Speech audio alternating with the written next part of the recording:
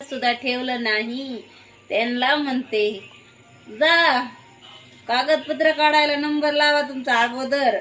तुमचं ज्यांचं काहीच योगदान नसतं ना ते घ्यायला सर्वांच्या पुढं असतं, हे कधी बी लक्षात ठेवा.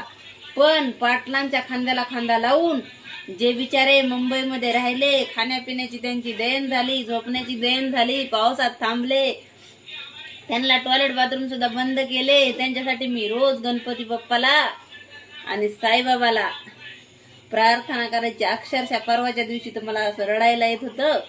न्यूज मधल्या ज्यांचे हाल ऐकत होते ना मी, एवढं अवघड वाटत होतं ना मला खरंच.